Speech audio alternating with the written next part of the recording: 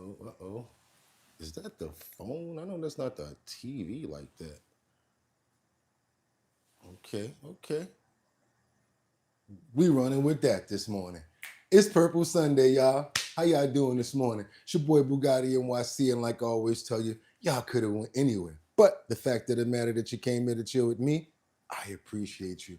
We live, baby. We live. Come on in. Come on in. Who we got up in the building early? We got Casey. Good morning. Mark Dorfman. Liberty and Justice. Cat Dad. I see you over there. What else? Who else we got up in here? Solo, Thug, 89.9. What's up? Good morning. Hope everybody's ready. We about to turn up in here. Let me get that fixed. You know that happens sometimes. That's why we love that little float time. We be able to do stuff like that. So we can fix that. We got this is going to be a good show. I'm going to be honest with you. This show's so good, a monkey could do it. The lineup is nuts. So yeah, with that being said, make sure we got that tie straight. We got that three-piece working. Yeah, that's right. It's Purple Sunday, y'all. We about to turn up. Hope y'all had a fantastic evening. I did. Slept a little extra. Needed it. Went to bed a little later. Had to. Without any further ado, maybe this direction this morning on Purple Sunday. Maybe straight at the camera. We're going to go like this. I'm ready to go. It's time to start the show. Let's get it poppin', yo. They're ready to go. We ready to go. It's time to get it, yo. It's Purple Sunday flow.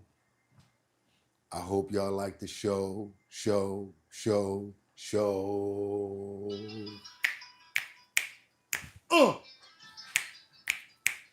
Yeah.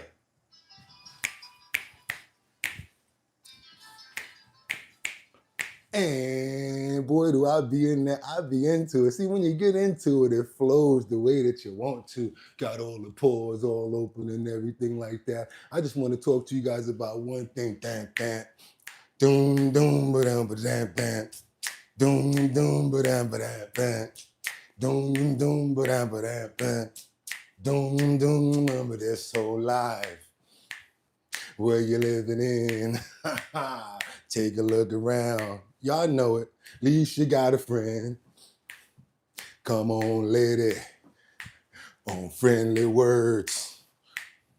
Picked up the phone, joshing on the floor. Now, was all I heard. I'm not gonna let the elevator break us down. No, let's go. Go crazy. Banana.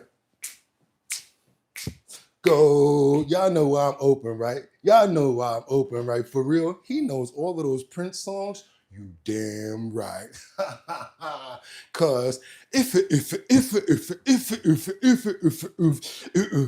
pump that beat, Purple Sunday the 29th. That's right, y'all. 2025. I'm your host, Bugatti NYC, and this is our bottom line, where we be talking about this and that and that and this and this and that and that, where we be talking about this and that and that and this and this and that. Just got me lit. 6 o'clock Sunday morning, and they think I'm crazy because I'm making all this noise. That's why I used this song this morning. Let's see who we got up in the building, y'all. We got PH Projects up in here. Is anyone singing along? Cat says LOL, that and this and this and that. Casey, what's good? What's good? We got Liberty and Justice says always love your vibes. Bringing us the morning, Bugatti. That's what we got to do. Best singer ever. Now, I know you like it, but I love you. I swear to God, I do. Thank you so much, Usman Drama. No doubt. PR Jex, thank you so much, y'all. Y'all know how we do it over here. Y'all could have went anywhere. But the fact of the matter that you came here to chill with me, I appreciate you. Let me tell you one thing y'all gonna always remember about me. That fool woke up every morning. He was entertaining, and he put on a suit, because guess why? The Lord gave me another day. So what if I only put it on for an hour or so? He gave me another one to look good. And every time you step in front of people, always be presentable. That's what my mama told me. And with that being said, you guys, it is Purple Sunday. Let me see who else we got up in here. We got Liberty. We got Casey. We got the Cat Dad up in here. Who else? We got PJX up in here. Oh, like I said, who else we got? We got AJ Morant's up in here and Cat Dad. I'm just so happy that you guys love the performance and what we got going on up in here, because you only live one time, y'all. Y'all know what it is. Your boy got a fully loaded clip. And oh my God, like I said, a monkey could do this show today because it's stacked so well to make sure that we cover everything. And we got to make sure that we do that, cover everything. It's Sunday, the end of our week. Boom, tomorrow starts over a new fresh one. And with that being said, y'all, let's get into these titles. We got a situation over here where we got Trump. Ghislaine Maxwell says, Meghan Markle involved with Jeffrey Epstein? Ooh, and also we got a situation with Fergie. Oh yeah, we got Ghislaine Maxwell over here throwing rocks in a glass house. Said Fergie was trying to get busy with Epstein as well, and he paid off some of her bills. Ooh, y'all better stay around to see that. Y'all better stay around for that. And also, we have no longer will illegal aliens be able to live in taxpayer-funded homes, said the head of HUD. Yeah, y'all, we got some deep information this morning. We're not playing. And last but not least, what do we have? We got a known violent gang member that, charged with 88 gun charges after 16 weapons were seized. This is going to be a nice one. I can't wait, because guess what I got to tell y'all? I got 5 on it. I'm going to stack the deck because I want you guys to see 5 videos. Make sure you please try to stay on content with the videos, and this way we can all be on point. Also, let me know where you're chiming in from and what time it is, because we always love to know what time it is in your state, city, country, region, wherever you at, y'all. We're gonna start it off right now because I have a question, and I've been asking this question myself for the last 4 days. Where is Donald Trump? Is he okay? It's a lot of conspiracy going on all of a sudden through a lot of news channels. I don't know if you guys have been hearing it, but they're trying to say he's no longer with us. There's been speculation that President Trump is, until the other day when they came out and said he was going to be playing golf, and there was some reporters that said he actually did go play golf. We have a little bit of information right here following up, basically saying Donald Trump is okay, says official, amid the social media rumors. Let's get into it, you guys. Let's get into it. And yes, I have to read this because it's Sunday. Not too much going on out there in the media industry, but we pulled it. So stick with me. Donald Trump is okay, says the officials. Rumors of former U.S. President Donald Trump's death has been quashed by the U.S. official. What else we got here? We've got the dismissal came following a flurry of speculation on social media about Trump's demise. Barak Ravid, the Israel journalist, says CNN cited the official stating Trump is okay and will play golf this morning. That was yesterday. The unverified claims of Trump's demise have been circulating on X and Facebook. False rumors may be linked to the recent health concerns after Trump was photographed with what appeared to be a bruise on his right hand.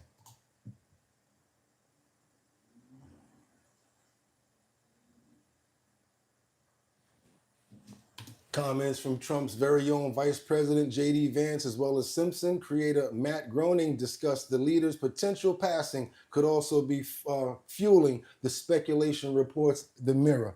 Okay, you guys, I'm going to be honest with you myself. I've been looking for new content for probably the last 3 days. Been having to regurgitate and find all kind of content because he hasn't been coming out, and there has not been a lot of gaggle or reports from the president. But we got to keep on moving on because this is our bottom line. So we're going to keep on moving forward, you guys. We got to keep on moving forward. What we got over here? We got Washington. Let's get on over to Washington. Trump tries to cancel nearly $5 billion in already approved foreign aid funding. This is happening now, you guys. Let's keep it moving. Double tap that screen to get those likes up. We need to let more people get over here to know what we got going on. It's Purple Sunday, y'all. Let's go. For foreign aid.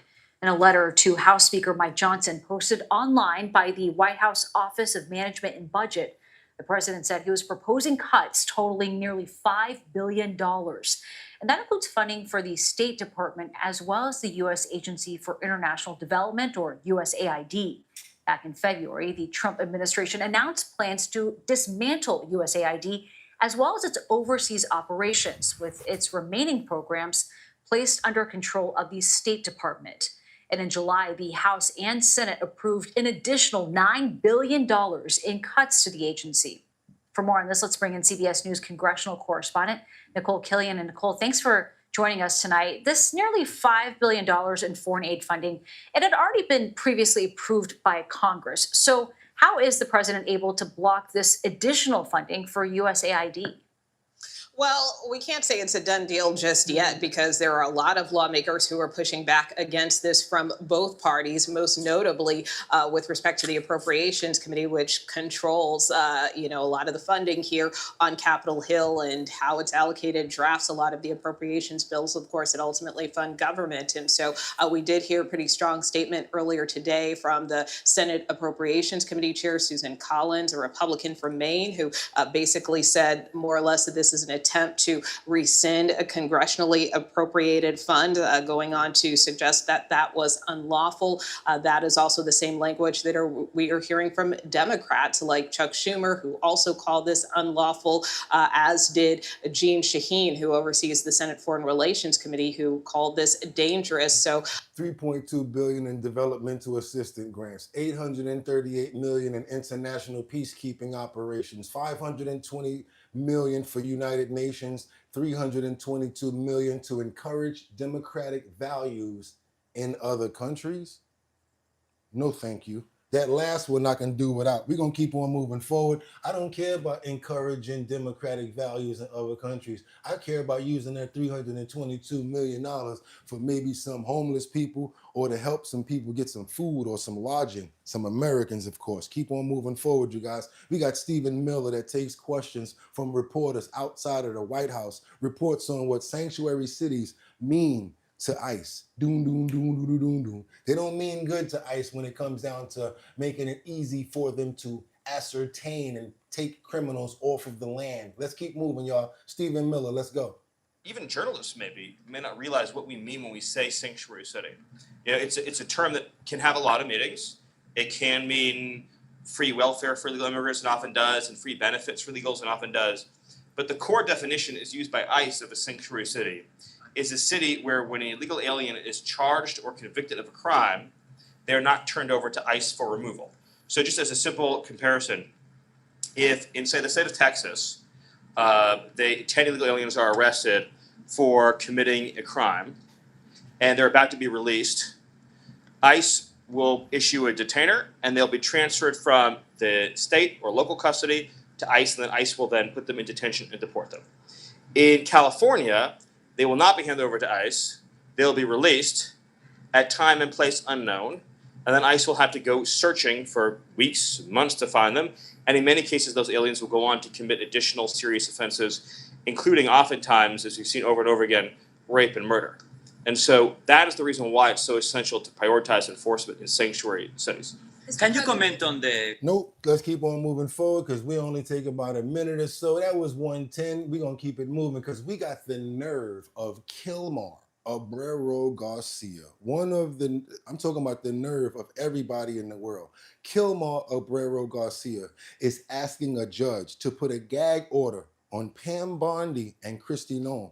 After all of the hype and all of the press that he's received, he has the nerves to talk about responses and comments on his case because he's saying that they're putting out negative comments on him.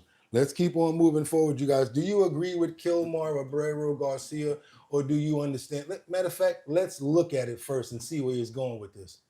I want to get back into a story that we have been following very closely here as lawyers for Kilmar Abreu Garcia say they're concerned that he can't get a fair trial in his human smuggling case because officials with the Trump administration keep attacking him with, quote, highly prejudicial, inflammatory, and false statements.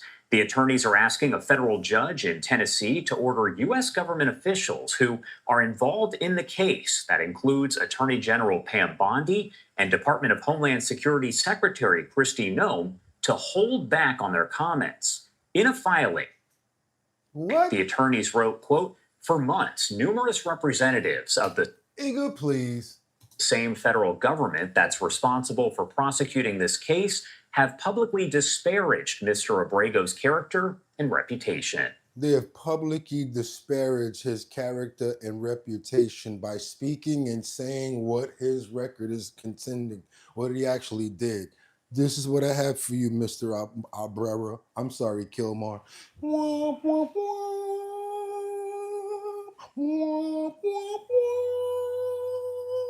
Womp, womp, womp. Little girls running down the hill. Yeah, I feel sad for you, buddy. But guess what?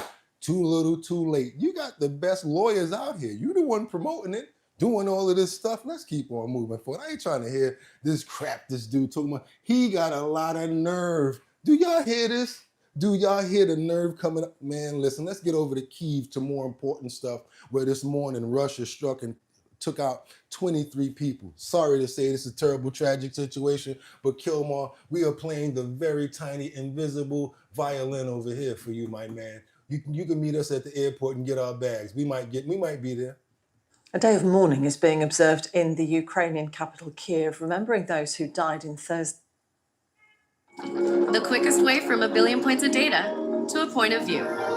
SAS Via. Thursday's Russian air attacks. It's now known that at least 23 people, including 4 children, were killed. Ukrainian forces said Russia had fired almost 600 drones and more than 30 ballistic and cruise missiles. The White House says President Trump wasn't happy, but wasn't surprised by this latest Russian bombardment. No. The recovery operation is continuing at the block of flats that was hit by a missile and saw the majority of the casualties. Let's speak to our correspondent in Kiev, Katie Watson. And Katie, just the sheer scale of this attack is becoming apparent.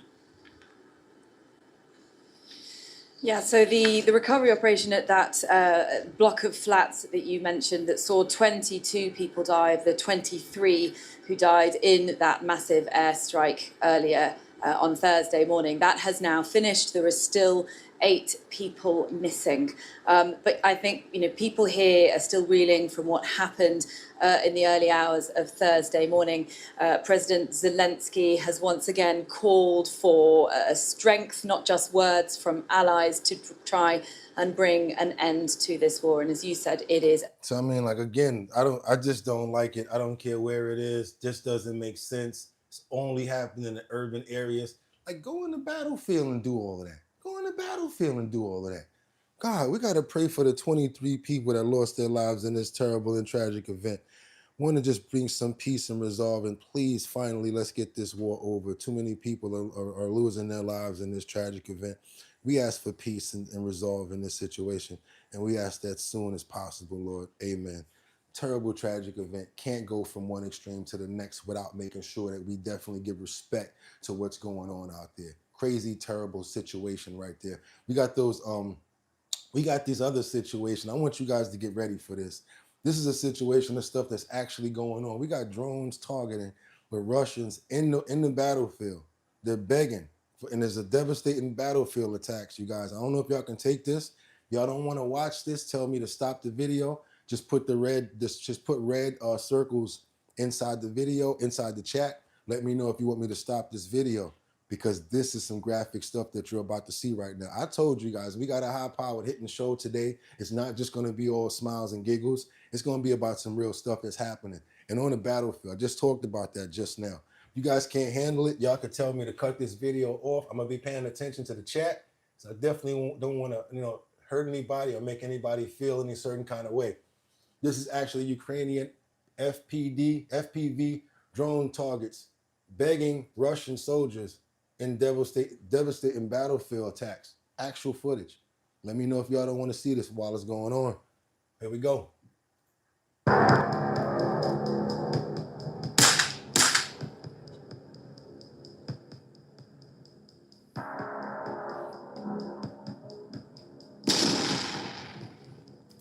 You see what's going on here. These guys are actually on the battlefield, and these things are actually going on. And y'all saw what just happened right there. There's more of that that's basically happening out there. This is what's going on in the battlefield. I see 2 people with red dots. Let me see if these are, oh, matter of fact, cross solo. Don't even try it. Sit down, eat your slice of pizza and be quiet. I know you're a troll. Get out of here. None of my real people are saying that. Everybody with gloves is good. Hit those like buttons. I'm about to come get you for that too. Ha ha. Thank you for sticking your head out the hole.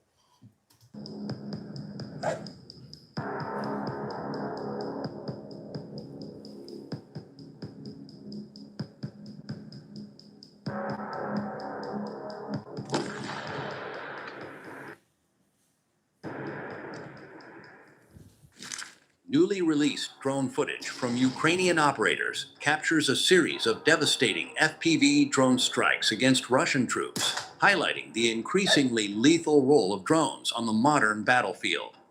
The compilation of clips shows Russian soldiers in a variety of combat situations, from hiding in ruins to fleeing on motorcycles, being relentlessly tracked and eliminated. In one sequence, a group of Russian soldiers sought refuge in the ruins of a collapsed building. A Ukrainian FPV drone struck the hiding troops, sending debris crashing down. While one soldier managed to escape, another injured comrade's pleas for help went unanswered. The fleeing soldier was later hunted down by the drone. After initially knocking it aside with a kick, he was eventually spotted again near a small tree, holding a water bottle. This time, the drone struck with deadly precision, killing him instantly. Another clip shows a convoy of Russian soldiers riding motorcycles. Ukrainian FPV drones swooped in, forcing the troops to abandon their bikes and flee on foot. Despite desperate attempts to evade, each soldier was hunted down and struck in turn, leaving the entire group eliminated. That's what's really going on out there, you guys. It's like a video game in real life. First time I ever had a chance to see anything like that. Didn't want to necessarily bring you guys something like that, but I think people need to see what's really going on. And guess what? You ain't gonna get it nowhere else. Double tap that screen to get those likes up. Appreciate the content that you're getting. And still, yes, we pray for the lives of the people that lost their lives in this tragic event, for the country, for everybody that's going through this tragedy, because the soldiers are out there doing what the government tells them to do. That's their job. Pray for everybody, and we hope that the families and this whole entire situation comes to an end. We got to keep on moving forward. Amen. Keep on moving forward now, because we got to go to New York with this truck driver. Like I said, how I always do it, and y'all tell me I can't sing. New York! We got to get over to New York where this truck driver is charged in a deadly hit and run that basically took out a police officer. Yes, police officer lost his life. Of course, I'm never going to want to say the words took out like that in a sentence. It's just that I can't say those other words. They can say it. There is now an arrest in yesterday's hit and run crash on the BQE in Brooklyn that killed a police. Oh, the Spider-Man commercial. You know we not happy until the Spider-Man commercial comes on. I hope I get my cut, Mattel. I hope I'm getting my cut off. Yeah, Lego. I'm watching this about 4 times this week. Police officer headed to work. 30-year-old Carlos Almanzar Tibio of Washington Heights is charged with leaving the scene and driving an unlicensed box truck. Citizen App was at the scene near Atlantic Avenue after the officer's motorcycle was struck by the truck, killing him instantly. That 30-year-old officer's name has not yet been released. We got to keep on getting information from this situation, because if that was somebody like myself or anybody that I know, there's nowhere in the world I want somebody to be described that fast and written off that quickly. A police officer on his motorcycle. I ride motorcycles. I'm going to get some more information on that person's family as well. And yes, we have to pray for the soul of the police officer, as well as everybody that probably saw that tragic event and is feeling terrible about it. We ask that in Jesus' name. Amen. Keep on moving forward. I do not want to have to keep on praying like this. Hopefully we can get these stories out of the way, but that's really what's happening as we're going on. We got to get back to New York again. In the Bronx, Eric Adams finally announcing more police officers, a police officer boost after 3 people got pow-powed in the Bronx. I'm sorry. Yep, we got to do it. Yeah, we going to other states and other places, but we got to get this out the way real quick. Let's go. Morning in the Bronx, 3 people are recovering after getting shot last night, and police are still looking for the suspects. This latest act of violence comes just days after Mayor Adams announced a boost in officers around the borough of the Bronx. And Christina Fan joining us live from the Fordham section with the very latest on the investigation and where it stands right now. Christina? Doug and Jenna, good morning. Families years. here in the Bronx were hopeful that the mayor's recent deployment of more officers here in the borough would result in less gun violence. But unfortunately, last night there was yet another incident. This time, 3 people were injured. The NYPD says it responded to a crime scene Friday night just before 9 p.m. here near East Fordham Road and Marion Avenue. And according reason I want to stop this part right there on Marion Avenue is because the person right here, BOOGOTTINYC, was actually stabbed myself. If y'all gonna send a circle around for me telling about what happened to me, I was actually still nabbed on Marion Avenue, right here with a box utter. 10 people surrounded. Luckily, I had a little bit of hands with me.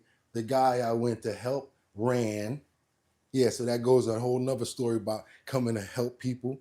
Yeah, I learned a very long time ago. So I'm over there trying to help him. And he's like, yo, they're surrounding you. Surrounding me? You're supposed to be helping me. I'm picking up all types of garbage can lids, and they just on Marion Avenue. It happened to be over 15 years ago, giving away my age, but it's still bad and it's getting worse on this exact avenue. 115 stitches on the right side, 1,500 on the back. Yeah, I had to take my shirt off and wrap it around me and walk to the nearest hospital, Marion Avenue.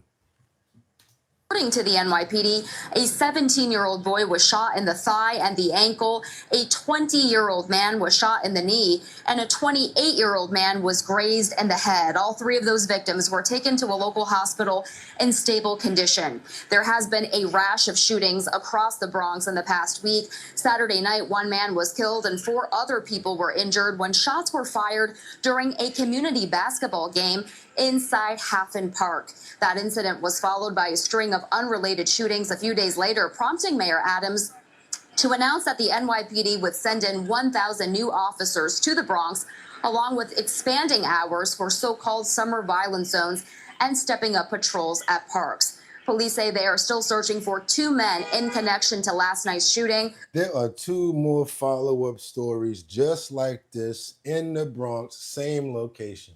So I'm not throwing boroughs under the bus, but certain boroughs are just like that. Certain ones like Brooklyn, I'm calling y'all out, whatever. I don't go there anyway. Come to Manhattan to get me.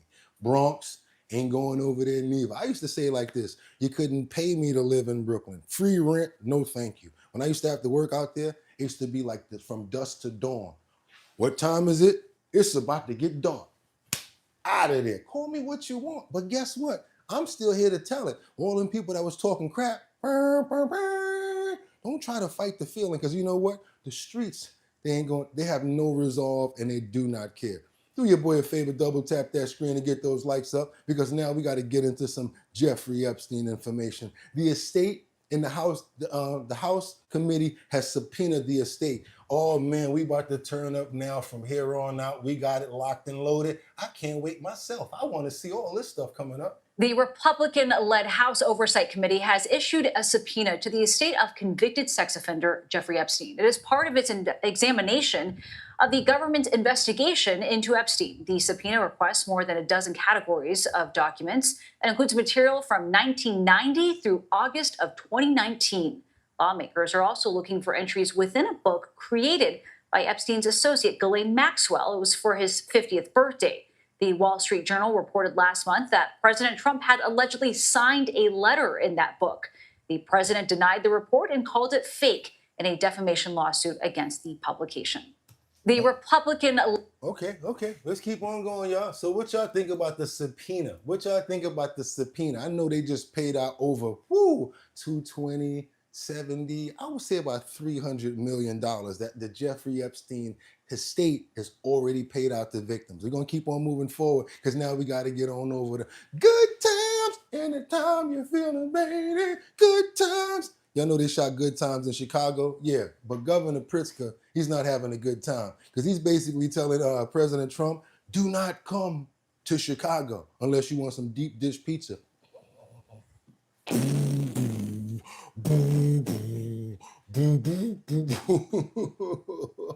Let's keep on going, y'all. Let's keep on going. Double tap that screen. Our Alex Perez spent time today with Illinois Governor J.B. Pritzker on the streets of Chicago and on the Chicago River. The governor is saying he's not yet heard from the president or Defense Secretary Hegseth on the potential deployment of National Guard or federal military personnel around the city. But that's not stopping him from preparing for a fight in court. Alex Perez is in Chicago, where he just spoke to the governor. Alex, what did he tell you? Yeah, Stephanie, you know, President Trump has been threatening to deploy National Guardsmen here on the streets of Chicago for weeks now. I spoke with the governor here of Illinois just a short time ago, and he said he will do whatever he can to stop that from happening. What's up, selfies? Governor, today in the Oval Office, the president mentioned your name several times. He blamed you for crime in Chicago, said this is all your fault. Your response to that? Well, appreciate his recognizing that Chicago actually has had a drop in crime. Significantly, in fact, in halves in the last 4 years. And we've had a murder rate that's dropped by 37% just in the last year. We're very pleased about the progress that we're making. I know that I live rent-free in the president's head, and I wish he would spend some time in Chicago so that he could see what a lovely city we have. Governor, quick follow-up. What do you do if the National Guard is activated and comes here? Can you take preemptive action? What happens? Look, first thing we're going to do is take him to court because it's illegal, it's unconstitutional. Frankly, it's un-American to send troops into an American city the way that he wants to fight crime. There is literally a law in the books that says he's not allowed to do that. So we're going to stand against that. We're going to make sure that he's held accountable for that. And most importantly... Excuse me, guys. I was busy getting people up out of here that thought it was a game. Y'all know how I do. I go fishing. Let's get this out the way. Matter of fact, that's enough on him. Even though we ain't take that much, that's enough. That video had a little whatever. We don't care about the deep dish, man. Come on and eat some pizza with us. Let's compare pizza, because you can't do nothing else with them. Let's keep on moving forward, you guys. We got the Federal Appeals Court that rules that Trump's tariffs are illegal. I don't know if I'm happy about this or not, because us business people, we are feeling it in our pockets and in our accounts. We are feeling it. It's real out here, boy, messing around with these tariffs, can prices and everything. Everybody else probably don't feel it, but we are. But we do begin with CBS News White House reporter Aaron Navarro. And Aaron, thanks so much. But we do begin with CBS News White House reporter Aaron Navarro. And Aaron, thanks so much for being with us here. Back to that news that we started off with, a federal appeals court has ruled that President Trump's sweeping global tariffs are unconstitutional. So what does that mean for Trump's trade policy now?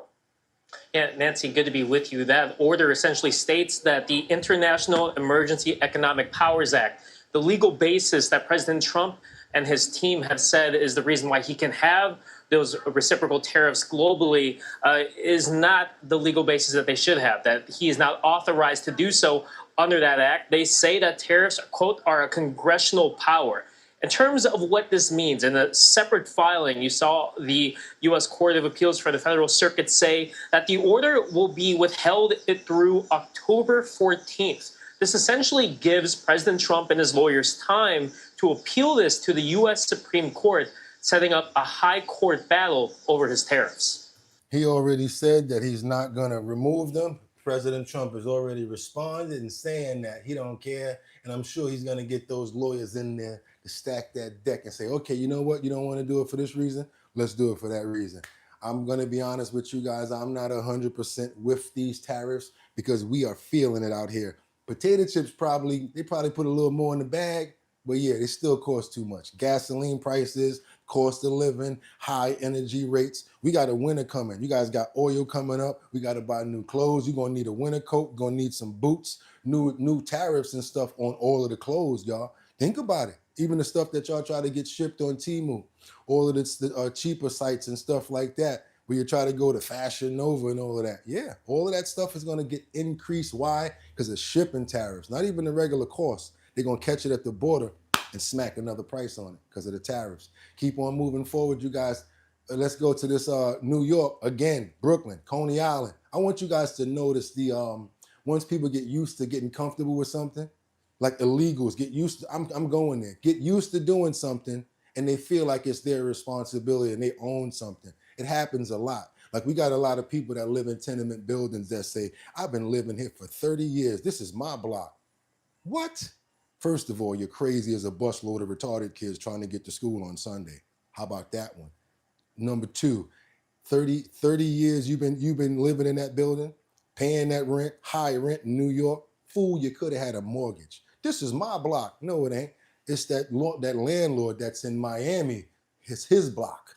How about that? Let's keep on moving forward. Like I said, a lot of these people try to come somewhere and take over something because they get comfortable. And I'm gonna give you a perfect example of some people that got comfortable vending on Coney Island on the boardwalk.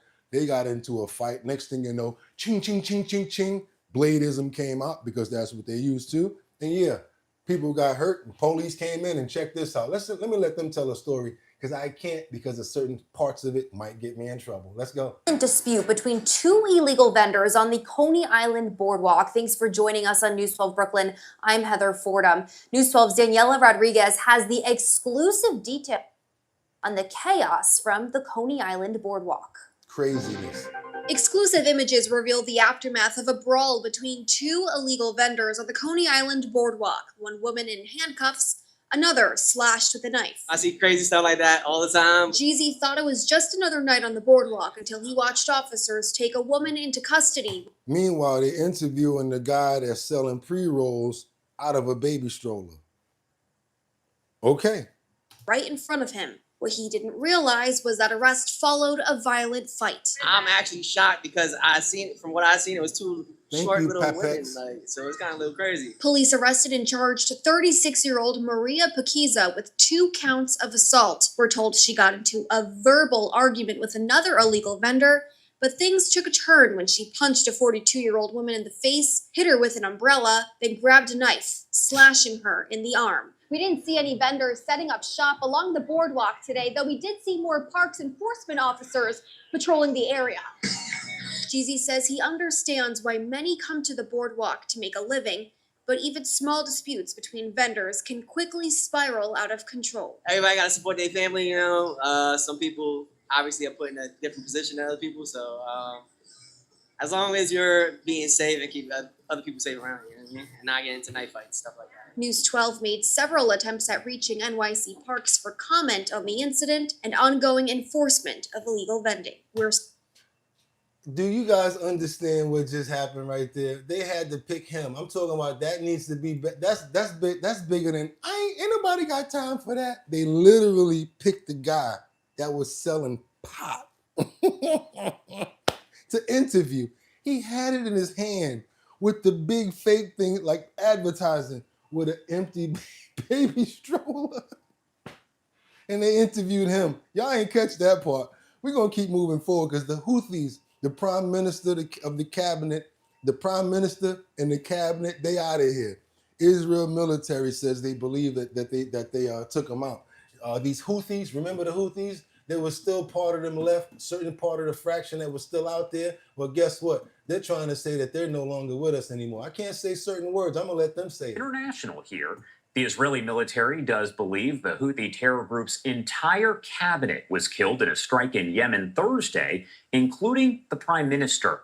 Israel's Channel 12 reporting the assessment is preliminary, adding that it appears the Houthi defense minister and military chief of staff were there at the time of the explosion. That's just one of the topics that we are following out of the Middle East here. Let's bring in Clifford May, founder and president of the Foundation for Defense of Democracy. Thank you so much. No. We got to get over to Ghislaine Maxwell. We're going to get into some Jeffrey Epstein right now. Because this one here, Ghislaine Maxwell, ooh, not only did she try to clear some people, but she also threw some people under the bus. Do you guys know what that means? That means throw them under the bus to sacrifice them so that you don't have to be under there. And some people will pull you under the bus with them when they're already in a bad situation. So let's just call this one a crab in a basket. Because what Ghislaine Maxwell did right here is crazy. She says Fergie tried to make a move on Jeffrey Epstein. she raised the question about, they was raising the question about Fergie and her affiliation. So she says also Jeffrey Epstein paid Fergie's outstanding bills after she separated from Prince Andrew. Uh-oh, now we're starting to find out the affiliation with where? The royal family. Let's go, y'all. Let's go. But jailed sex trafficker Ghislaine Maxwell has made some shocking allegations about the Duchess of York. Now, it's not like Ghislaine Maxwell is certainly someone who could... Double tap that screen to get those likes up. We about to get into it. Come on, y'all. Double tap that screen. Get those likes up. It's time to do it. I'm not asking for much. Double tap the screen, get the likes up, and give me all the money in your pocket. Check this out. No, we not. We got some coffee in the kitchen, so don't worry about that too much. And we understand that it's hot out here for a pimp. So we don't really try to ask for no money unless you got it like that. I mean, it was. Anyway, let's get those likes up because that's what we really appreciate. Get more people over here to understand what we got going on. That's what we really do it for, to try to get those numbers up. If you haven't subscribed already and you're not a member, come on, y'all, hit that button, hit that notification bell. Hit it. Let's go. Could be trusted. But what did she say about Fergie's involvement with Jeffrey Epstein? Right. So this was all from that interview last month with the US Department of Justice that was conducted in the prison. Ghislaine was asked about a myriad of topics, and including on that was the Duke and Duchess of York. So she actually contradicted Prince Andrew. He has publicly claimed that he met Jeffrey Epstein through Ghislaine because they knew each other socially. He knew Ghislaine already in the 80s on the London social scene, and that was how he was introduced to her. She said that's not true. She said it was Fergie. So Fergie knew Jeffrey Epstein first, allegedly, and that was how the introduction was made. And Ghislaine said she felt left out of it because she did know the Yorks socially, but their connection with Epstein was not through her. And so she felt quite funny about it. And she actually felt, which I thought was quite embarrassing for Fergie, she claimed that she felt that Fergie was trying to put the moves on Epstein. So this is back in the 90s when Andrew and Fergie are separated by that point. Epstein is obviously this mysterious financier guy, and allegedly Ghislaine felt that Fergie was trying to put the moves on him romantically. So, you know, that's a huge change from what Andrew has said publicly. He's always he's never mentioned Fergie in the context of Epstein. He's always said that he knew Epstein through Ghislaine Maxwell, and that was it. So I think this completely raises questions and doubts about the circumstances there. We do know that Fergie, notoriously, she had a lot of debts. We know that in the 2000s, Epstein stepped up and paid off some of her personal debts. She later called this a massive error of judgment. She publicly apologized for that. A terrible decision by Fergie. But again, this is this constant sort of headlines and all of these, historical things coming up again. I think it's terrible for the royal family and terrible for Fergie and Andrew. Yeah. So guess what, you guys? You know the queen wasn't going for all that, like all this conspiracy crap going on. She was not going for that. She said, all of you, excommunicado, get you out of here. Now we're going to get over here to some Ghislaine Maxwell. She was asked about Epstein. Was he considered to be a creepy guy? We've all kind of been part of the Epstein story over the past several years, but you were there at the time, okay? What was it like at the time? I mean, was he a creepy guy when it came to that sort of thing? Was he protective of how he looked publicly, image-wise? Like, at the time, what was it like? I think if he had been creepy, like as you would define and you would expect someone who was living that lifestyle to be creepy, I don't think the women would have been there. I don't think that they thought of him as creepy. And if they did, I never saw them behave like he was being weird. Was it a lot? Yes, it was, for sure. I found it overwhelming, and I couldn't understand why it was interesting, because to me, it's not interesting. But he, as he defined it, he found it invigorating. He liked being with younger people. And I'm just younger people. I'm just saying because they gave him ideas and they were up to date on music and yeah, but that's different than like a masseuse coming every day. I'm just telling you what he was saying to me. I mean, to me, I just found it a drag. So you mean to tell me you was recruiting all of them girls for him and all those people that you were bringing to him, and you didn't think that they were doing anything but hanging out, and he was getting some inspiration from them? What's going on nowadays? Oh, bring me up on the trends. I'll pay you a lot of money for that. Get the fuck out of here. Let's keep on going on over here because we got this owner of a semi-truck that was involved in a man's arm being amputated. He tries to clarify his involvement in this video, providing more context. We have more. We got information coming up about Prince Andrew as well as Meghan Markle when it comes down to the Epstein situation. Don't go nowhere. We got more. We just got to get this other stuff out. Owner of an 18-wheeler at the center of a Dallas police investigation wants to clear his company's name. This week, police... To me, it's a hard video to watch. Police asked for the public's help to identify the big rig involved in a crash. The driver in the other vehicle lost part of his arm and says the 18-wheeler is at fault. Sophia Beausoleil is live from the newsroom to break all this down for us. Sophia? Brian, the owner of the company, contacted us and says he reached out to police once he saw images of his truck and saw that police were looking for him. So he shared 2 videos with us and says he received it from a business nearby, which he believes brings more context as to what happened. This week, we introduced you to Carlos Campos. The 26-year-old says he was driving home from work around 6 a.m. on Tuesday, August 19th, when he was involved in a crash with an 18-wheeler in the 5300 block of South Cockrell Hill Road in Dallas. Campos says he lost part of his left arm because it was out the window at the time of the crash. He claims the big rig swerved into him and the driver of the 18-wheeler did not stop. Dallas police released an image of the truck to get the public's help. And I'm really, really sorry about what happened to Mr. Carlos. I am really, really sorry. But my truck never hit his car. Never. The owner of the truck contacted NBC5 and says he's been receiving threatening phone calls and wants to give his side of the story. He asked us to call him Enrique and not share his name or company because he's fearful for himself and his family. Enrique shared 2 videos he says a business near the crash gave him and believes it shows what happened. You can clearly see on the video that my driver is traveling about 20 to 30 miles per hour in the middle lane, and you can clearly see his SUV coming from the back at a high speed, impacting the back of the trailer. Enrique says his truck driver did not feel the impact because of the large load he was hauling and says he did not see anything on the side mirrors. He's like, boss, I don't know what you're talking about. I don't have any idea of what you're talking about. I really don't. The truck owner tells NBC5 he and his driver spoke with Dallas police and gave investigators access to inspect his cab and trailer, which he says they found some paint from the other vehicle on the back of the trailer. Enrique believes the video clears up the situation.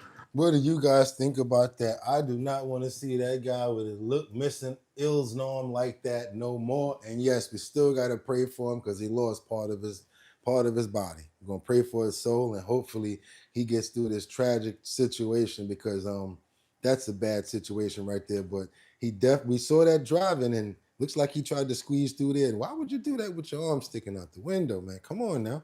God bless you. Hope you get through everything. Amen. Woo, terrible situation right now. Let's get on over to Hollywood, West Hollywood, that is. Little girl found wandering around asking for food. Her father got arrested after this crap. Yes, I think she was about 6 years old. All she's doing is wandering around in a neighborhood in West Hollywood. Luckily, a good Samaritan finds her. A little girl was spotted walking the streets of West Hollywood. She was all by herself.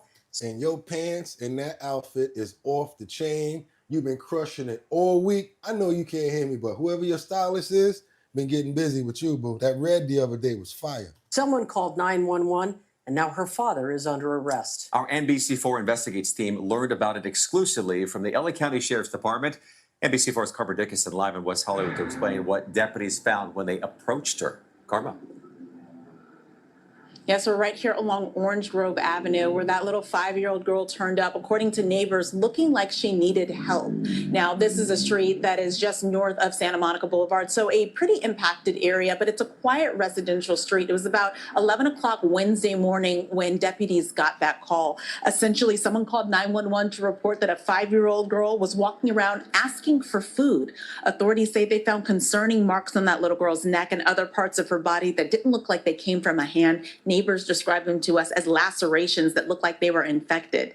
Now, authorities tracked down a man who identified himself as the little girl's father. They arrested Cody Jeffries, accusing him of felony corporal injury of a child and neglect. Some neighbors say they watched it all unfold. Essentially, there was a bunch of policemen, and we saw one of the officers carrying out a little girl who just looked terrified and was awful.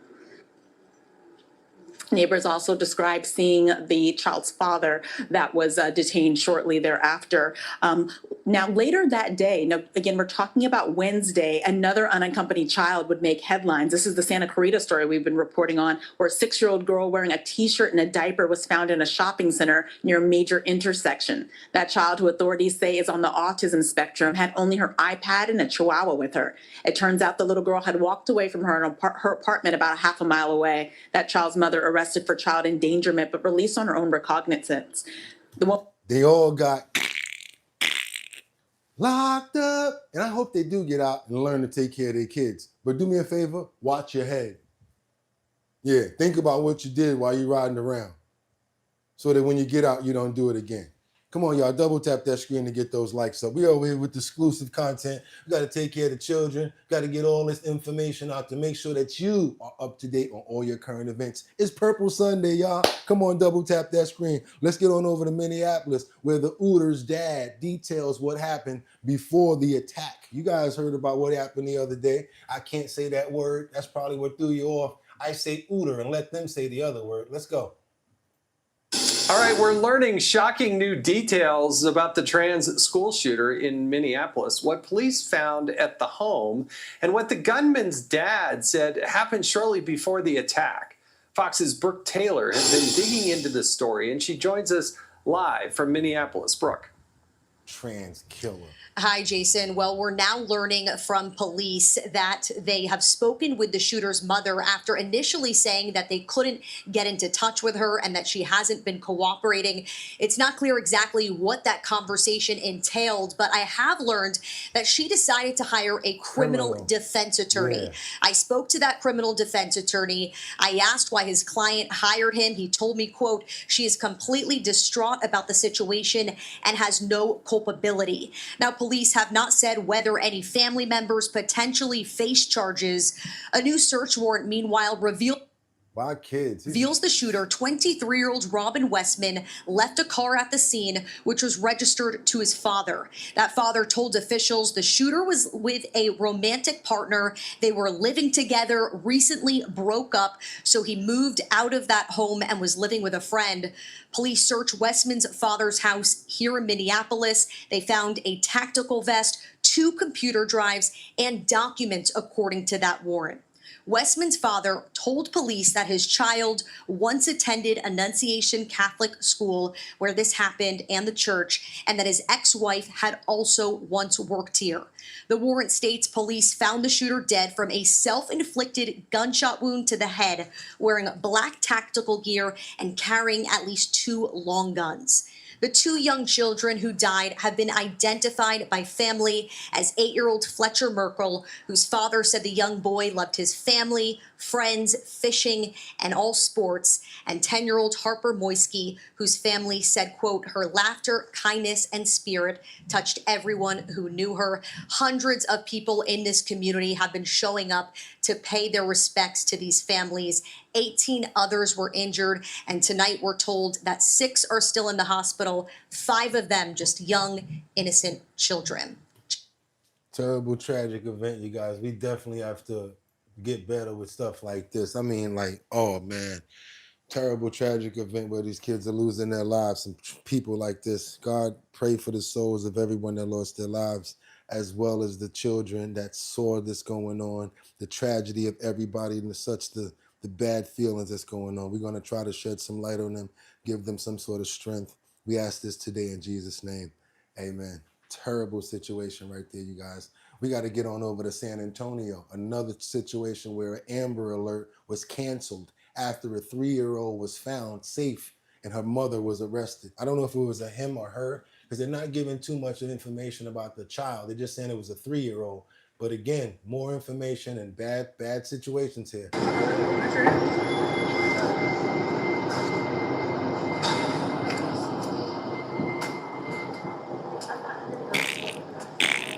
Locked up.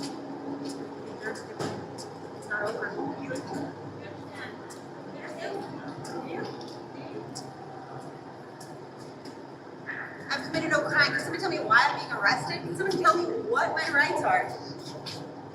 All right. You go get her stuff. I'm not giving consent for me being arrested or videotaped or even. Yep. Well, guess what? You don't got to give no consent, boo.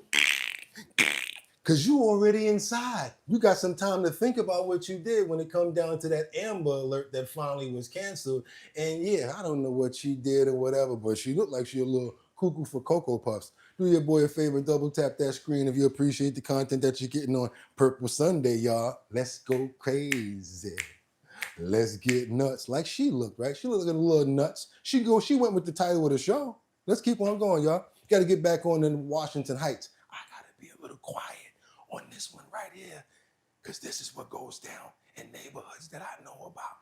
So, shh, y'all gotta be careful with this one. I could have took a picture in front of this building myself. There's a lot of ears around. Washington Heights. The DEA finds F, cocaine, and fentanyl in secret UGG stashes. This is crazy. I could have walked to this building yesterday and made a video in front of it. I was thinking about clipping in right here and having it like, yeah, I told y'all, not too far from where I'm at. So come on, but I ain't do it. I changed my mind. I might do it today if the story breaks a little bigger, but here we go. Let's go. Let's go. Now to a CBS News New York exclusive. A rainbow variety of deadly pills and trap doors to keep the stash a secret.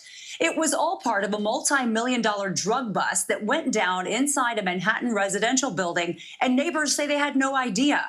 The DEA speaking only to Allie Bauman about the operation that they say has been targeting and tricking people online. Chunks of crystal meth in purple and pink. Splayed out as evidence, this is 40 pounds of methamphetamine, 1 kilogram of cocaine, and 2 kilos of fentanyl. Ingredients making up 120,000 colorfully fatal pills worth millions of dollars in street value, seized in Manhattan last month. They look like Lucky Charm marshmallows or something. Why is that? Well, this is the calculated, deliberate treachery that these organizations are involved in. They're marketing these pills to our young people. Not only are they marketing them to the young children, but they got all types of vehicles and stuff set up outside so that they can sell this stuff to your children. In between school blocks where children are at, walking back and forth with their backpacks, they don't care anymore. They're just doing whatever they used to doing, whatever they can do to get a buck. A lot of them are illegals outside in this neighborhood doing stuff like this. But now I'm gonna show you guys how good they are. Now I do carpentry, but this is some damn good carpentry right here. Frank Tarantino is special agent in charge of the Drug Enforcement Administration's New York division. He says the pills were being advertised as the popular club drug MDMA, also known as ecstasy. The MDMA that we saw on the streets 2, 3, 4, 5 years ago is very different than what we're seeing today because it's actually methamphetamine laced with fentanyl. This bust was 3 years in the making, and officials say was carried out in 3 Washington Heights apartments on Wadsworth and Audubon Avenues. The DEA says trap doors were built into the apartment walls to conceal the stash, nestled between unsuspecting neighbors. There, agents also seized an industrial-scale pill press machine. Pressing hundreds of thousands of pills. So just in case you live in an apartment in the area, you might have something in the wall that you don't even know is there that has a convenient trap door how to get it. Ooh, these some good carpenters right here. I think we're going to keep on moving forward because we don't want to do too much over here. Let's get on over to the HUD secretary that says no longer will illegal aliens be allowed to live in taxpayer-funded housing. Y'all didn't know? We got a double stacked and a triple stacked deck today. I could have kept on going with this because that was crazy. But yeah, let's get on over to HUD and talk about this situation right here. Double tap that screen if y'all appreciate the content. Yes, still got more Epstein information coming up. Here with us for more on that. Mr. Secretary, Turner is here with us for more on that. Mr. Secretary, so explain to us how this will work, rooting out the illegals who are on government welfare and housing.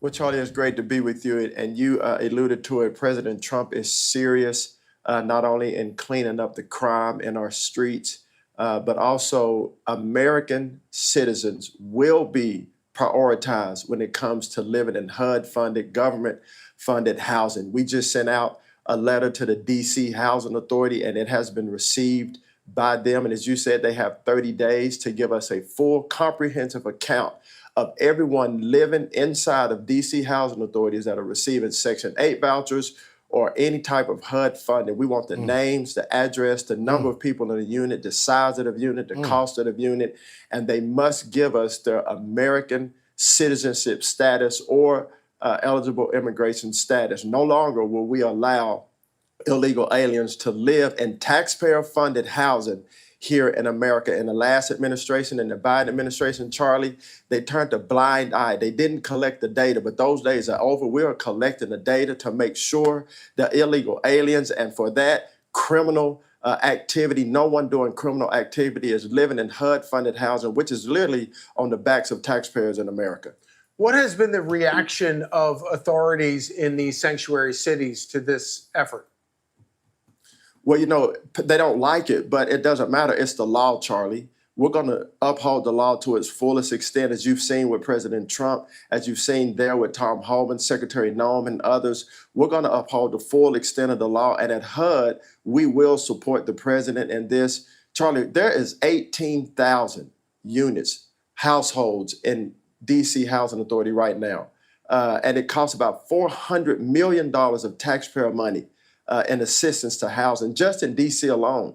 In our country, there's 3.2 million households that receive HUD funding at $45 billion of taxpayer money. And so no longer will illegal aliens be able to live in HUD-funded housing, and those that are committing criminal activity, I have a message for them. It's time to pack your bags because it is no longer allowed. So I've got to ask, what y'all think about this right here? I think it makes anything that makes sense to me. I gotta roll with it. I don't care if you're a Republican. I don't care if you're a Democrat. I don't care if you're an independent. If you're a human being and you make common sense, you're good over here. That's why we made this platform. I'm not a Republican. I'm not a Trumper. I'm not a Democrat. I'm not for Biden, Kamala Harris, and none of the nonsense. I'm not an independent. I'm a human being. That's why we made this platform, because when I went to other platforms, they were angry with me for not abiding by their feelings and going off of what they said. So we made this platform for human beings. That's right, everybody, Republicans, Democrats, independents, stinky people, fat people, short people, retards, I don't care. And yes, you can say whatever you want on this platform. I might get in trouble, but y'all can, because this is a 80s/90s where we was real tough out here sort of platform. We not scared to say curses in our sentences, and we don't take it all personal. We was the ones that used to go outside with our bikes, the real heavy bikes, and drink out the water hose, play video games sometimes, but mostly be outside, to the point where my mother would be like, look here, boy, you come in here one more time, you're gonna have to stay in here. We were the opposite. We're the opposite people. We're the real ones, the ones that still here, that still make the world keep going. That's us, real talk. So that's why you can do whatever you want on this platform, because once you have a debate, you can have a conversation. And once you have a conversation, you can come up with a solution. Let's thank Dustin Lapson TD2QW for the $10 super chat. This is a common sense platform over here. I don't care who you are. If you make common sense, it's all good. I appreciate you. It ain't just about, oh, he's a Republican, he's an independent, that is so stupid. Human beings, bang it out, figure it out, come to a solution, and then get to the bottom line, our bottom line. That's what we made the title for, to get to the bottom line. We got to keep on moving forward, you guys. Sometimes I have to make that explanation because a lot of people feel and think that I'm a Republican or whatever, but let's get on over to this information right now. What we got newly uncovered photos that show Ghislaine Maxwell at a prestigious 2013 Clinton event. Go ahead and squeeze those screens in if you have to, but you know me, I'll be hunting for info. Has uncovered photos and videos showing Ghislaine Maxwell being honored at a CNN has uncovered photos and videos showing Ghislaine Maxwell being honored at a prestigious Clinton Global Initiative conference in 2013, years after she was publicly accused of helping Jeffrey Epstein groom and abuse minors. May I have all of you who we are honoring today please stand up so that you can be recognized.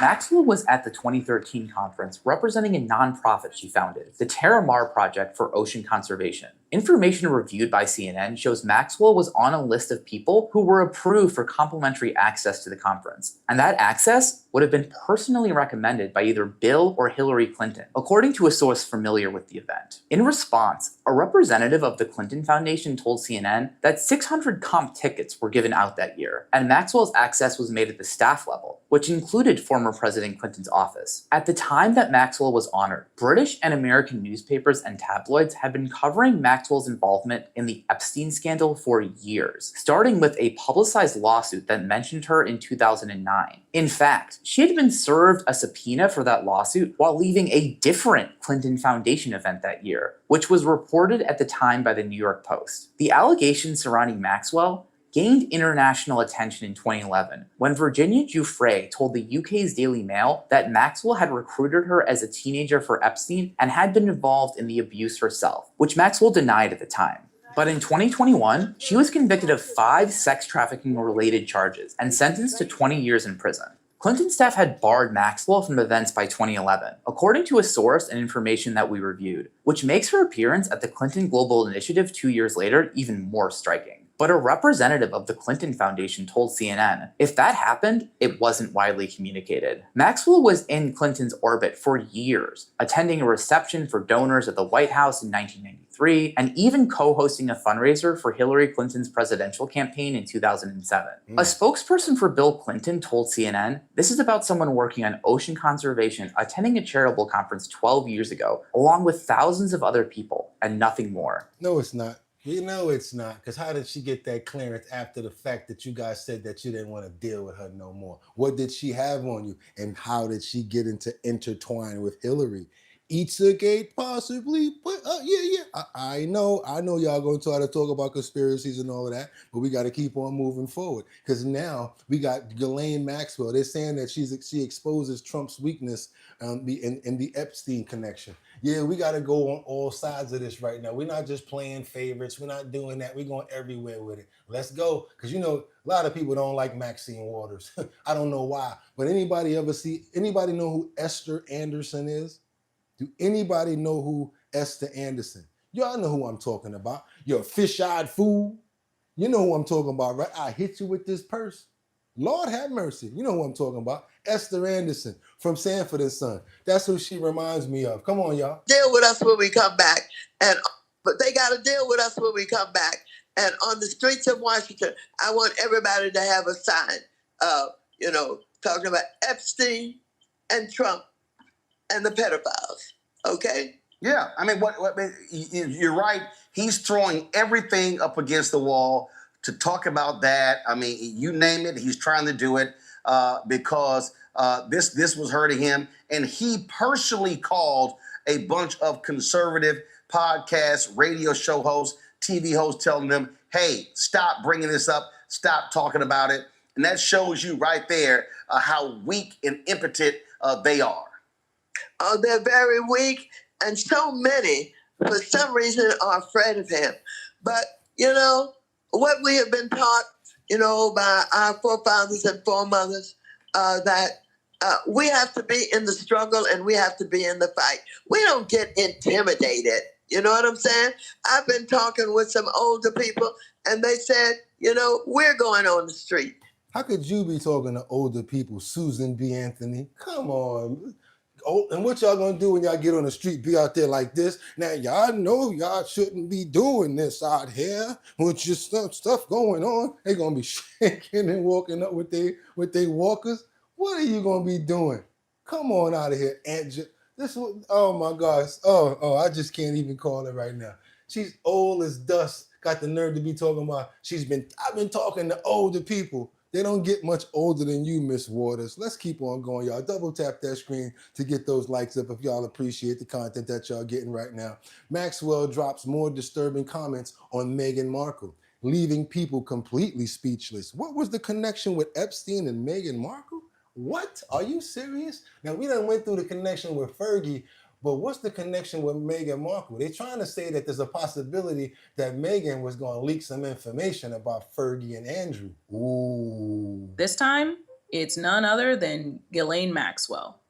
Yeah, that Ghislaine, the woman smack in the middle of the Jeffrey. So here's the thing. Every time you think the Meghan Markle circus can't get any messier, someone lobs another grenade. This time, it's none other than Ghislaine Maxwell. Yeah, that Ghislaine, the woman smack in the middle of the Jeffrey Epstein nightmare. The same woman who's allegedly still in prison but has been suspiciously quiet for a while. Until now. Because apparently, she's been talking. And not just about Epstein. She's pointing a very polished, manicured finger straight at Meghan Markle. And the story she's telling? Wild. Word is from inside those prison walls, or maybe from wherever she actually is. Ghislaine claimed there's a CV. Not a job-seeking resume kind of CV, no. This is supposedly a document that paints a very different picture of Meghan's pre-royal life.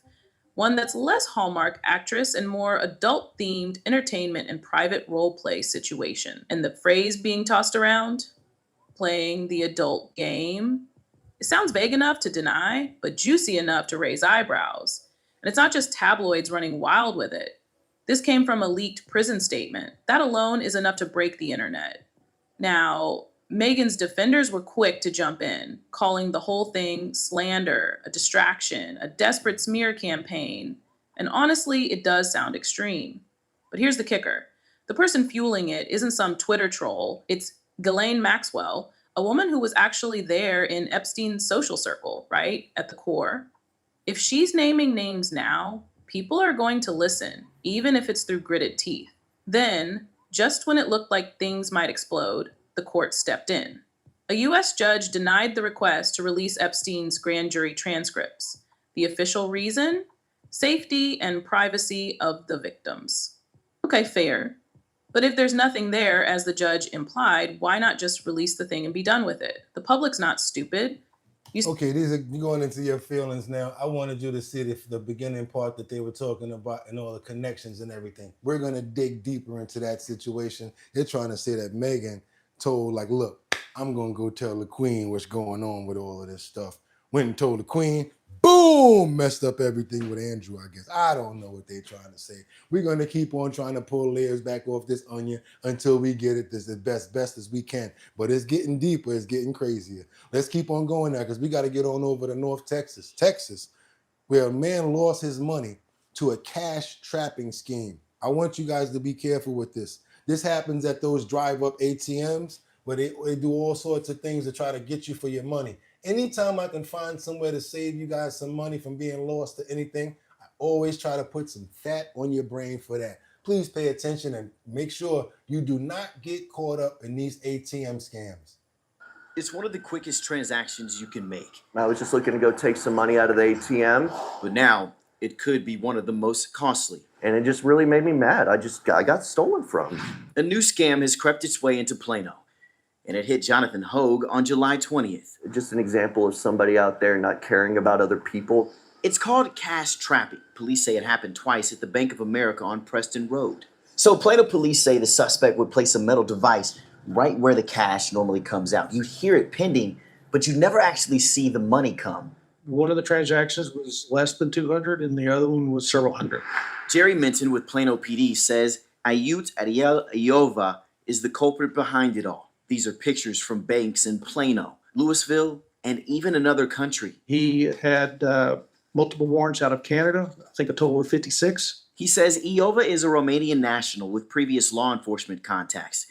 Minton says he was arrested earlier this month in Houston and faces several charges. He was waiting for the victims to leave, and then he would come in behind them and take the device off, remove the cash, and either put the device back on or walk off. Police say they only have 2 reports so far, but wouldn't be surprised if there are more victims. It just really makes me upset that there's people out there who do this kind of thing.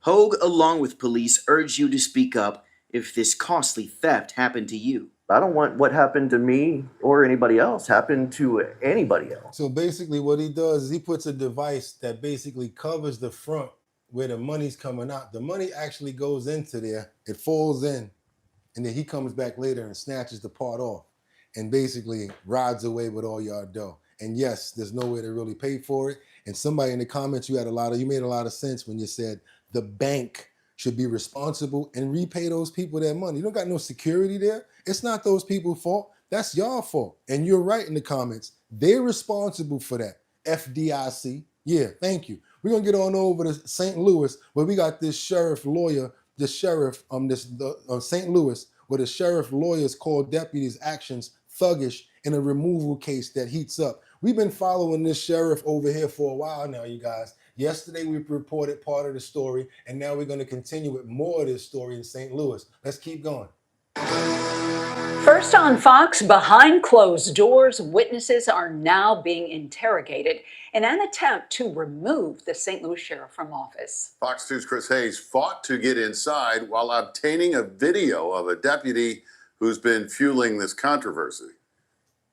This latest development involves the alleged assault of a patient in a wheelchair by a sheriff's deputy, a deputy reportedly no longer with the office. This is video of the deputy who was working secondary security with other officers at SLU Hospital, throwing the man without his wheelchair out the door in June. Thuggish to jump on the guy in the wheelchair. Retired Judge David Mason. We didn't hire this guy, and this problem is the first thing to come to our attention, and we're dealing with it. The case now being investigated by the feds, adding fuel to the controversy involving the St. Louis Sheriff's Office. The Attorney General's office attempting to remove Sheriff Alfred Montgomery because of his own actions, accusations ranging from misconduct to misuse of power. That case now behind closed doors this week, here downtown, inside the old post office, State of Missouri building on Olive Street. An AG office rep told us the depositions are not open to the public. We asked Sheriff's lawyer, retired Judge Mason, when he arrived, should we be allowed inside? I have no problem with it because it's the public's business. Sheriff's employee Ron Jones was going in for his deposition when we were there. I don't see any secret about it. Another on the list to be questioned is Jail Administrator Tammy Ross regarding her detainment by the Sheriff's Office for denying them access to a rape victim. I think definitely since the Sheriff's Office is being charged with all this ridiculous allegations of misconduct, and given the way the press has gone, I think it wouldn't hurt at all for the press to see everything and see what's going on. Man, this is going to be a crazy case. We are following it. And yes, I'm going to keep on moving forward and let you guys know whatever we find on this case. We're going to keep on going. St. Louis is wilding out. Threw them out, then pounded them out. That was crazy, y'all. Double tap that screen if y'all appreciate the content that y'all getting right now, because we got to go over to Memphis where this known violent gang members charged with numerous crimes after 16 weapons were seized. Keep on moving forward, you guys. Yes, double tap that screen, get those likes up. Let me know where you guys are chiming in from. We got to keep on moving. And magazines of bullets. A stash of guns off the streets. And a Memphis man now facing 40 charges. Fox 13's investigative reporter Kayla Solomon found the suspect is no stranger to crime. Calvin Briscoe is a career criminal. A judicial commissioner assigned his current case even said so. His criminal record goes back almost 2 decades, from aggravated robbery to criminal trespassing, then gun and drug possession. Fox 13 found Briscoe was charged with aggravated robbery back in 2007, and it was eventually dropped in 2010. He was indicted in Eastern Arkansas for attempting to distribute crack cocaine, but then it was transferred to Tennessee. Briscoe was sentenced to 3 years in prison and 4 years of supervised release. But there were more drug arrests to come.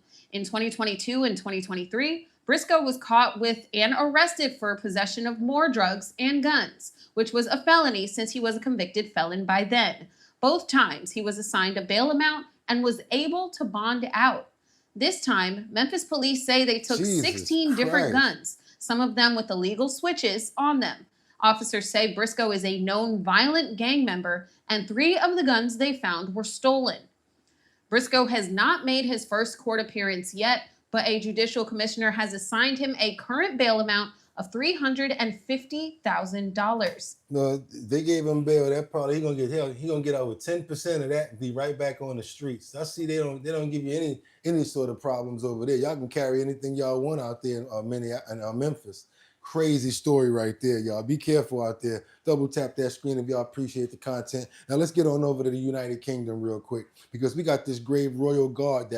Royal Guard, he's brave. He slams this violent, not really a violent attacker, into the floor with this savage takedown. But I got to be honest with you. It took about 3 of them to subdue this guy. And if this one other soldier didn't come over there to help them, it wouldn't have been so easy for them. Royal Guards, they go through a lot. Sometimes they deal with people. Sometimes they have people that get irate. Then you got the other people that try to come up and mess with the horses. This is part of their job. Check this out. We got this Royal Guard that slams this attacker into the floor. The Royal Guards of Norway, known as Hans Majestat Kongens Garde, are a highly trained unit responsible for protecting the royal family and the royal palace in Oslo. Founded in the mid-1800s, the Guard is not only a symbol of tradition and discipline, but also a fully operational military force. But unfortunately on this day in Oslo, events took a shocking turn. A man was caught on film launching a sudden and violent attack on multiple Royal Guards at the castle of the king.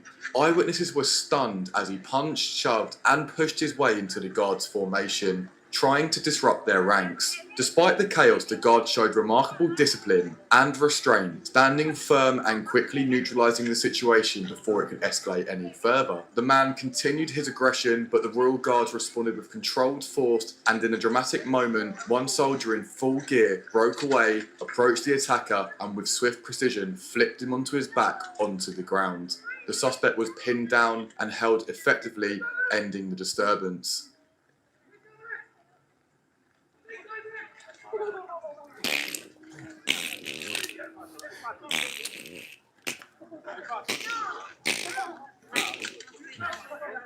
He got locked up.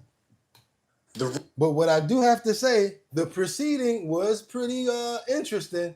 It took 3 of them to actually subdue him finally. And he was kind of floating like a butterfly, stinging like a bee.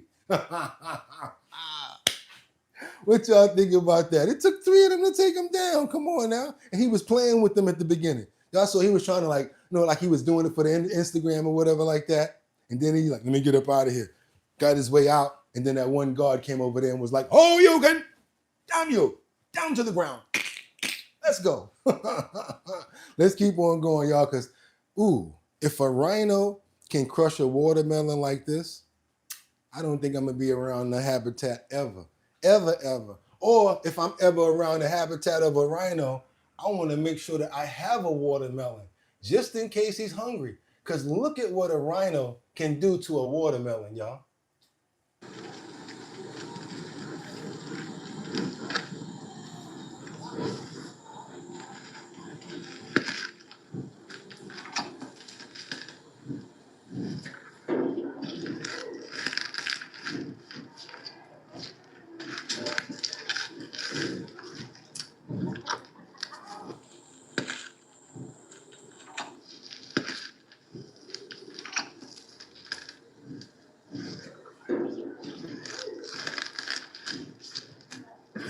He just crushing it lightly. He just lightly crushing the watermelon. Imagine if that was, Dome alone.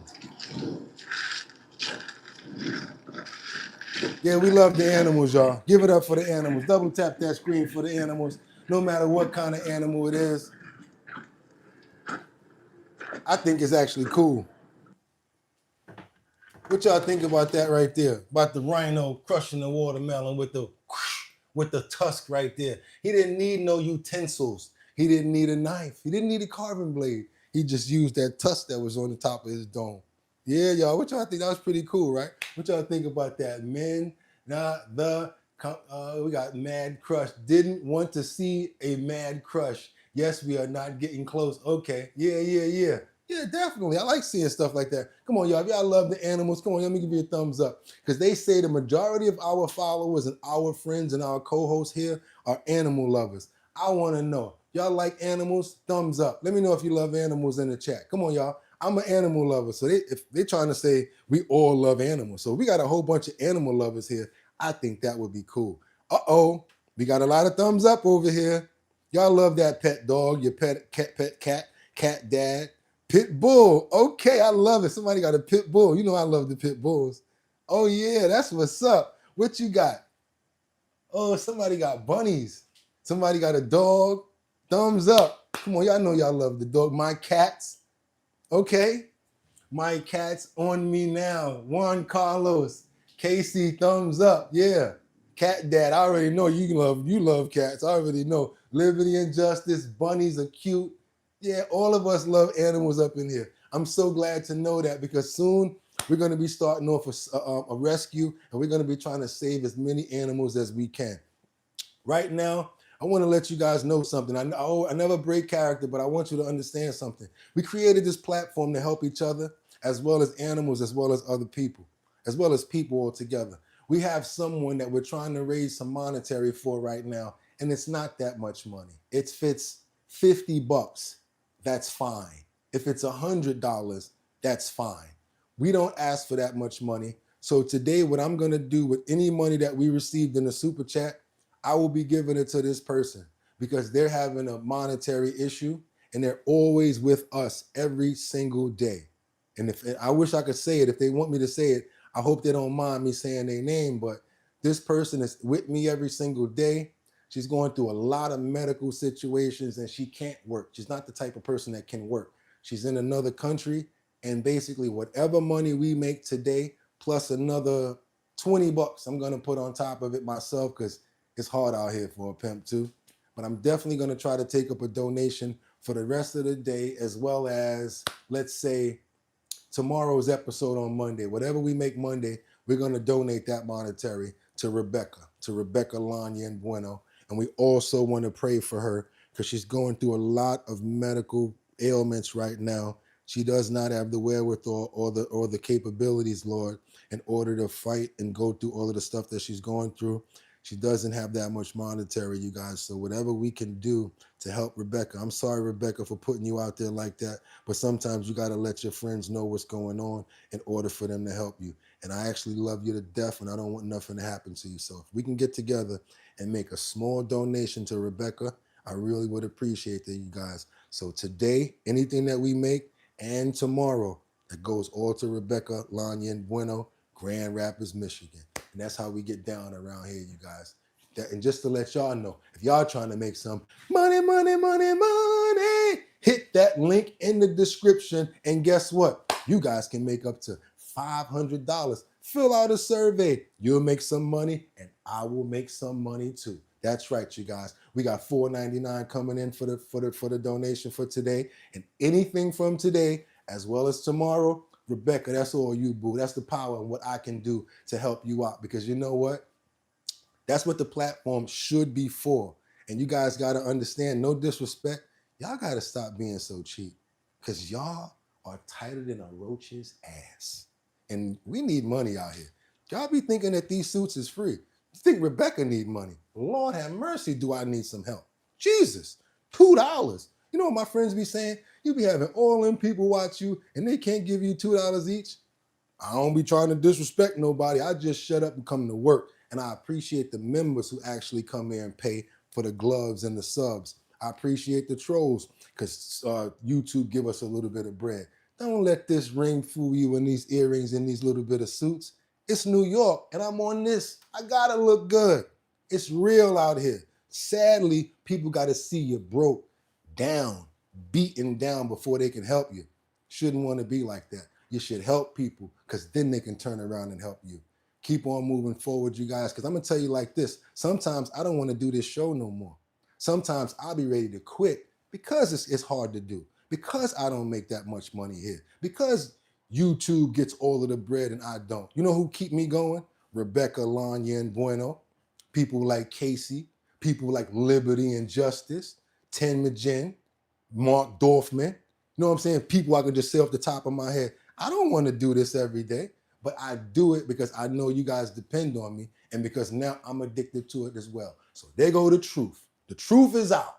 Your boy BOOGOTTINYC telling you guys the truth. And guess what? Y'all trying to promote, maybe you're a lawn doctor, maybe you're a promoter, I don't know what you got going on. Send your promos over to me at bridgethisllc@gmail.com and we're going to put it up in the post notification area. That's where we're going to put it at. You know what? Make sure they're 1080 by 1080 and they'll fit. Also, you guys want to be a part of the Show Your Talent search. That's the talent search that's coming up in Brooklyn, where your boy Bugatti NYC is going to be the host, and it's sponsored by Big Drip Hard Punch. That's the talent show where you guys can make $250 in your borough. If you're good, if you got some talent, come on and show up and show out. That's what we need you guys to do. And boom, you'll be able to make $250 in your borough. After we get everybody together from all of the tri-state, we're going to come to one location in Manhattan, and one person, that's right, y'all see it right there, is going to be able to make $1,000, right?